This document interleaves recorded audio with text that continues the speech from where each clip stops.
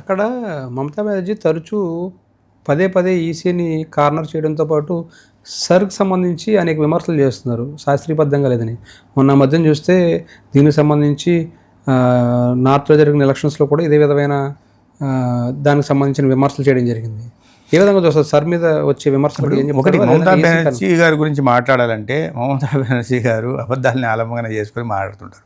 మీరు గత ఎన్నికల్లో చూస్తే ఎక్కడో కాలు ఆమె కారులో ఆమె ఇది చేసుకున్న తర్వాత నా కాలు ఫ్రాక్చర్ అయిందని చెప్పి ఎలక్షన్ రోజు దాకా కూడా ఆమె అదే రకంగా పోలింగ్ రోజు దాకా కూడా కాలు కట్టుకొని కదలలేని పరిస్థితుల్లో ఉన్నట్టుగా వీల్ చైర్లో వెళ్ళి ఎలక్షన్ అయిపోయిన మరుసటి రోజు చకచకా ఇంటి దగ్గర ఏదో ప్రోగ్రాం జరిగితే స్టెప్స్ ఎక్కి పైకి వెళ్ళింది.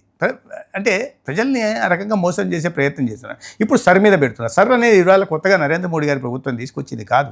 అది ఒక స్వయం ప్రతిపత్తి కలిగిన సంస్థ ఎలక్షన్ కమిషన్ ఆఫ్ ఇండియా. అనేక సార్లు ఇప్పటికి 13 సార్లు సర్ జరిగింది. 1956 నుంచి ఈ స్పెషల్ ఇంటెన్సివ్ రివ్యూ జరుగుతూనే ఉంది. అనేక సార్లు జరుగుతూ ఉంది. బీజేపీ ప్రభుత్వాల గతంలో ఎప్పుడు జరగల.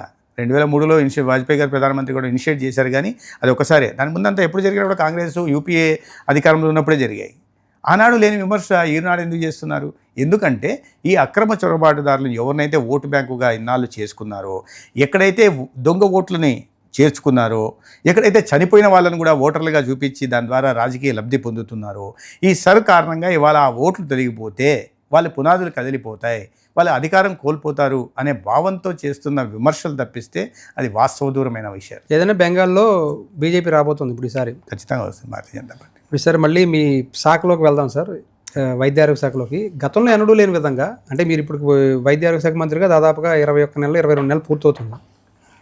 ఇంకొక నెల 2 నెలల్లో 2 సంవత్సరాలు కూడా పూర్తి కాబోతుంది మీరు మంత్రిగా బాధ్యతలు స్వీకరించి. జూన్ 16కి ఎన్నడూ లేని విధంగా, గతంలో ఇప్పుడు లేని విధంగా ఏంటి సార్ ఇన్ని వివాదాస్పదం అంతా కూడా మీ వైద్య ఆరోగ్య చుట్టూనే తిరుగుతుంది?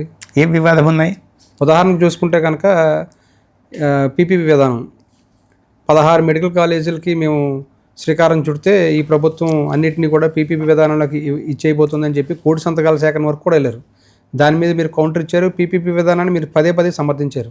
పేద ప్రజలు నష్టపోరనేది మీరు పదే చెప్తున్నారు. ఏంటి సార్, అంటే పీపీపీ విధానం మీద ఎందుకు అంత పట్టుగా ఉంది మీ ప్రభుత్వం అంటే ఏం చెప్తారు? ప్రభుత్వం ఇప్పుడు మీరు పరిస్థితిని బ్యాక్గ్రౌండ్ని మనం అర్థం చేసుకోవాల్సిన అవసరం ఉంది. ఈ 17 కాలేజీలు నిర్మించేసామని మాట్లాడుతున్నాం. మీరు ఎక్కడ చూసినా నిర్మించేసామని మాట్లాడుతుంటారు. వాస్తవం చూస్తే పునాదుల దగ్గరే ఆగిపోయి ఉన్నాయి. మీరు 500 కోట్లు ఖర్చు పెట్టాల్సి వస్తే కేవలం 1400 కోట్లు 150 కోట్లు ఖర్చు పెట్టి నిర్మించేశామని చెప్పారు. మీరు ఇక్కడే మనం విశాఖపట్నంలో ఉన్నాం. విజయనగరంని ఫస్ట్ ఫేజ్లో వాళ్ళు మొదలుపెట్టారు. మళ్ళీ 150 సీట్లు ఇంటేక్ వచ్చింది. మీరు అక్కడికి వెళ్ళి చూస్తే విజయనగరంలో పెట్టాల్సిన దాంట్లో వాళ్ళ ఆనాటికి కేవలం 60 కోట్లు మాత్రమే ఖర్చు పెట్టి భవనాలు నిర్మించేసి మెడికల్ కాలేజీ మొదలుపెట్టేశారు. డిస్టిక్ హాస్పిటల్ని అనుబంధ ఆసుపత్రిగా పెట్టుకున్నారు. దాని తర్వాత డిస్టిక్ హాస్పిటల్ నిర్మాణం జరగలేదు, అట్లా అయిపోయిన తర్వాత కుటుంబ ప్రభుత్వం వచ్చి బకాయిలు చెల్లించి దానికి ఇప్పుడు మళ్ళీ నిర్మాణం కోసం నిధులు ఇస్తూ ఉంది. అదేవిధంగా అప్పట్లో మొదలుపెట్టిన కళాశాలలన్నీ కూడా అది మచిలీపట్నం సెంట్రల్ స్పాన్సర్ స్కీమ్ కింద ఉంది. అది కానీ నంద్యాల కానీ, రాజమండ్రి కానీ, ఏలూరు కానీ, ఈ కళాశాలలన్నిటి కూడా మీరు చూస్తే వాళ్ళు అధికారంలో ఉండి మొదలుపెట్టింది ఆనాడు 60-70 కోట్లు మాత్రమే ఖర్చు పెట్టారు. Against the administrative sanction of somewhere between 450 to 550 crores, 500 కోట్లు సగటున అనుకుందాం అడ్మినిస్ట్రేటివ్ శాంక్షన్. అంత పెట్టాల్సిన చోట ఇంత మాత్రమే ఖర్చు పెట్టేసి మెడికల్ కాలేజ్ ప్రారంభించాం. అక్కడ వెళ్తే తర్వాత రెండో సంవత్సరం వాళ్ళు వస్తే మౌలిక సదుపాయాలు లేదు, కూర్చోడానికి రూములు లేవు, హాస్టల్లో నిర్మాణం జరగలేదు.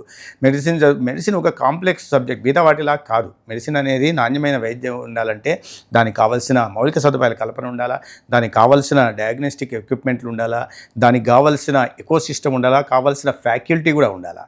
ఇవన్నీ లేకుండా మంచి డాక్టర్లను తయారు చేయలేము. లేకపోతే ప్రజలతో ప్రాణాలతో ఆడుకున్నట్టు అవుతుంది. మీరు 5 సంవత్సరాలు ఇవన్నీ ఏం చేయకుండా వదిలేసి తర్వాత ఒక్క పులివెందుల కాలేజ్ మాత్రమే ఖర్చు పెట్టారు. నేను చెప్తే 1550 కోట్లు ఖర్చు పెట్టిన దాంట్లో అది కూడా కేంద్ర ప్రభుత్వం నుంచి సెంట్రల్ స్పాన్సర్ స్కీమ్ కింద కానీ నబార్డు కింద వచ్చింది. రాష్ట్ర ప్రభుత్వం నుంచి ఒక పైసా ఖర్చు పెట్టలేదు. నిజానికి పెట్టాల్సిన ఉండింది, పెట్టలేదు. నబార్డు రుణాలను కూడా అదే రకంగా చేశారు, దారి మళ్ళించే ప్రయత్నం చేశారు. దానివల్ల నబార్డు కొత్తది తీసుకొచ్చింది. 25% మంజూరు చేస్తాం, 25% మంజూరు చేసినప్పుడు మీరు మీ వాటా పెట్టిన తర్వాత కేంద్ర ప్రభుత్వం నబార్డు రుణం చేస్తుంది. ఇటువంటి నిబంధనలు ఇచ్చింది, ఎందుకంటే అటువంటి పనులు చేశారు కాబట్టి. పులివెందుల కాలేజ్ మాత్రమే ఖర్చు పెట్టారు సార్. మొత్తం 1550 కోట్లు ఖర్చు పెట్టారు. 16 మెడికల్ కాలేజీలు కలిపి 1550 కోట్లు ఖర్చు పెట్టారు. అన్నీ కలిపి. ఇది అప్పటికే మొదలైన కళాశాలలు, సెకండ్ ఫేజ్లో మొదలు కావాల్సిన పులివెందుల, మార్కాపురం, 5 మెడికల్ మదనపల్లి, కాలేజీలు ప్రారంభించామని చెప్తున్నారు సార్ వాళ్ళు. 5 మెడికల్ కాలేజీలు ప్రారంభించారు. నేను కాదనలే, వాస్తవంలో ఎన్ఎంసీ ఇచ్చింది. అయితే ఎన్ఎంసీ రూల్స్ కూడా తర్వాత మారాయి. ఎన్ఎంసీ ఏంటంటే దాని ముందు ఎలా ఉండేదంటే, లేకపోతే అది కూడా ప్రారంభించడానికి కూడా మీకు అవకాశం ఉండేది కాదు. ఎన్ఎంసీ ఏంటంటే మీరు ఫేజ్డ్ మేనర్లో చేసుకున్నా సరిపోతుంది కాబట్టి ఇచ్చే పరిస్థితి ఉంది. తర్వాత రివైజ్డ్ ఎన్ఎంసీ రూల్స్ వచ్చాయి. 5 సంవత్సరాలకు కావాల్సిన మౌలిక సదుపాయాల కల్పన, ఫ్యాకల్టీ కూడా ముందే ఏర్పాటు చేసుకోవాల్సిన పరిస్థితి. అంత పెద్ద ఎత్తున చేశారు. అక్కడ ఏ కాలేజీకి పోయినా కూడా మీరు ఫ్యాకల్టీ ఉండదు, ఫ్యాకల్టీ లేదు, అన్ని ఖాళీలే ఉంటాయి. ఆ ఖాళీల మధ్యనే పిల్లలు చదువుకోవాల్సి ఉంది. అన్ని డిపార్ట్మెంట్లో 4 ఉండాల్సిన డిపార్ట్మెంట్ వచ్చేసరికి ఒక ప్రొఫెసర్ ఉంటారు, లేదా ఒక అసిస్టెంట్ ప్రొఫెసర్ ఉంటారు, లేదా ఒక అసోసియేట్ ప్రొఫెసర్, వీళ్ళతోనే నిర్మించే. ఇటువంటప్పుడు వాళ్ళు అదే ప్రొఫెసర్లు వాళ్ళే ఓపీ అటెండ్ కావాలి, వాళ్ళే టీచింగ్ ఫ్యాకల్టీ క్లాసులు చెప్పాలి, వాళ్ళే ట్రీట్మెంట్ చూడాలి. ఫ్యాకల్టీ కొరత ఉన్నప్పుడు వాళ్ళ దృష్టి అటువంటి పిల్లలకు నాణ్యమైన వైద్య విద్య చేయగలరు. ఇన్ని కొరతల మధ్య ఒక మంచి డాక్టర్ ఎలా తయారు కాగలరు? హాస్టల్ లేకుండా పిల్లలు ఎలా చదువుకోగలరు? పీజీ సీట్ల ఎన్హాన్స్మెంట్ కింద ఒక పీజీ సీట్కి 120 కోట్లు ఇస్తుంది కేంద్ర ప్రభుత్వం, ఇన్ఫ్రాస్ట్రక్చర్ డెవలప్మెంట్కి కానీ లేదా ఈ ఎక్విప్మెంట్కి కానీ. ఇవాళ మనం పీజీ కింద చేసిన దాంట్లోనే ఈ చెస్ట్ అండ్ కమ్యూనికబుల్ డిసీజెస్ దాంట్లో ఇవాళ ఒక అల్ట్రాసౌండ్, ఎండోస్కోపీ అల్ట్రాసౌండ్ పెట్టాం. ఇవాళ అది పీజీ సీట్ల కింద కేంద్ర ప్రభుత్వం ఇచ్చిన డబ్బులు. ఆ డబ్బులు 756 కోట్లు ఇస్తే దాన్ని కూడా దారి మళ్ళీ ఇచ్చారు. ఆ డబ్బులు తీసుకెళ్లి పులివెందుల్లో ఖర్చు పెట్టారు. కాకినాడలో ఖర్చు పెట్టాల్సిన దాన్ని తీసుకెళ్లి పులివెందుల మీద ఖర్చు పెట్టారు. ఇటువంటి 756 కోట్లు కేంద్రం పీజీ సీట్ల కింద, ఎన్హాన్స్మెంట్ ఆఫ్ పీజీ సీట్స్ కింద మౌలిక సదుపాయాల కోసం డబ్బులు ఇస్తే దానిపై తీసుకెళ్ళి ఖర్చు పెట్టారు. రాష్ట్రం నుంచి ఒక పైసా ఖర్చు పెట్టే ప్రయత్నం చేయలేదు. అంటే ఒక పేరు, దానివల్ల మెడికల్ కాలేజ్ తీసుకొచ్చామని చెప్పడం తప్పిస్తే నిజమైన నాణ్యమైన విద్య అందుతుందా లేదా అనే ఆలోచన చేయలేదు. మరి అదేం వివక్ష? 400 కోట్లు పులివెందుల్లో పెట్టి పక్కన ఉంటున్న మదనపల్లిలో కేవలం 27 కోట్లు మాత్రమే ఖర్చు పెట్టారు. అదే 26 కోట్లు ఆదోన్లో పెట్టారు. అన్ని రాయలసీమ ప్రాంతంలో ఉన్నాయి. 400 కోట్లు పులివెందులో పెట్టినప్పుడు వాటి మీద కూడా పెట్టాలి కదా. ఒకేసారి మొదలు కావాల్సిన కళాశాలలు, మరి దాని మీద ఎందుకు దృష్టి పెట్టలేదు? ఇప్పటికీ రాజమండ్రిలో కొత్త హాస్పిటల్ నిర్మించాలా, మెడికల్ కాలేజ్ అంటే హాస్పిటల్ కూడా నిర్మించాలా? దానికి ఇవాళ దాకా భూమి పూజ కూడా జరగలేదు. పులివెందుల వైఎస్ జగన్మోహన్ రెడ్డి సొంత నియోజకవర్గం కాబట్టి ఆ నియోజకవర్గం మీద జగన్మోహన్ రెడ్డి గారి మీద కష్ట సాధింపు చర్యల్లో భాగంగా పులివెందుల మెడికల్ కళాశాలని ముందుకు వెళ్ళలేకుండా ఈ ప్రభుత్వం ఆపేసింది అనేది ఆయన చెప్పే మాట. ఆయన చెప్తుంటారు, ఆయనకి అవగాహన లేకపోవడం ప్రధాన కారణం. ఇప్పుడు మౌలిక సదుపాయాల కల్పన ఉంది. ఎన్ఎంసీ అనేది మా రాష్ట్ర ప్రభుత్వం కింద పనిచేయదు. నేషనల్ మెడికల్ కమిషన్ వచ్చేసి ఆ ఇన్స్పెక్షన్ వచ్చినప్పుడు మేము అధికారంలోకి వచ్చింది 2024 జూన్ 26, అదే నెల 26వ తేదీ ఎన్ఎంసీ ఇన్స్పెక్షన్కి వచ్చింది. పులివెందులకు కూడా పోయింది.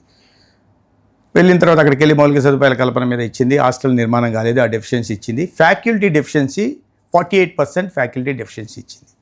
దాని కారణంగా ఈ కళాశాలకి మేము అనుమతులు ఇవ్వలేము అని నిరాకరించింది. అయితే మీరు అండర్టేకింగ్ ఇస్తే 1.5 నెలల్లో ఇవన్నీ మేము పూర్తి చేయగలం అండర్టేకింగ్ ఇస్తే 50 సీట్లు ఇవ్వడానికి మాత్రమే సిద్ధపడింది. ఆ పరిస్థితి ఆ రోజు లేదు. అక్కడ ప్రొఫెసర్లు వీళ్ళని వేసిన వాళ్ళు ఎవ్వరు కూడా రిపోర్ట్ చేయలేదు. ఎందుకు వచ్చిందంటే జగన్మోహన్ రెడ్డి గారు అందరిని ఎవరినైతే అన్ని డిపార్ట్మెంట్లలో ప్రొఫెసర్లని, అసోసియేట్ ప్రొఫెసర్లని, అసిస్టెంట్ ప్రొఫెసర్లని, ఎస్ఆర్లని, ట్యూటర్లని ఎవరైతే అవసరమో ఎన్ఎంసీ దీని ప్రకారం ఎల్ఓపి ఇవ్వాలంటే ఇంత స్థాయిలో ఫ్యాకల్టీ ఉండాలా, టీచింగ్ ఫ్యాకల్టీ ఉండాలా, అవి లేని కారణంగానే ఎల్ఓపి నిరాకరించింది నేషనల్. దానికి ఎల్ఓపి నిరాకరిస్తే మీరు అధికారం ముఖ్యమంత్రిగా ఉండి మీ సొంత నియోజకవర్గానికి తీసుకెళ్లి కేంద్ర ప్రభుత్వం డబ్బులు ఇచ్చింది కదా అని చెప్పి ఇక్కడ దారి మళ్ళీ నిర్మించారు. మరి ఫ్యాకల్టీని ఎందుకు తీసుకెళ్ళలేకపోయారు? ఫ్యాకల్టీ లేని కారణంగానే ఎన్ఎంసీ అనుమతి నిరాకరించింది. దాన్ని కుటుంబ ప్రభుత్వం మీద నెట్టేస్తే ఏమొస్తుంది? మీకు తెలుసా వాస్తవం ఫ్యాకల్టీ లేదనే విషయం? ఒకరు వచ్చి రిపోర్ట్ చేయలేదు. ఎంత కష్టం ఆ రోజు తెలుసు. అధికారులను అడిగా, మరి అప్పుడు ముఖ్యమంత్రి గారు ఉన్నదంటే జగన్మోహన్ గారు బాగా ఒత్తిడి చేశారండి. అయినా కూడా ఎవరు రావడానికి, చాలామంది రిజైన్ చేయడానికి కూడా సిద్ధపడ్డారు. పులివెందుల వెళ్ళి అక్కడ చేయడానికి సిద్ధపడట్లేదు అని. దానికి కారణం ఎవరు? అక్కడ ఎమ్మెల్యేగా మీరే కారణం. మీరు కారణం పెట్టుకొని అధికార పార్టీ మీద, కుటుంబ ప్రభుత్వం మీద నెపం నెట్టాలని చూసుకుంటే ఎలాగా?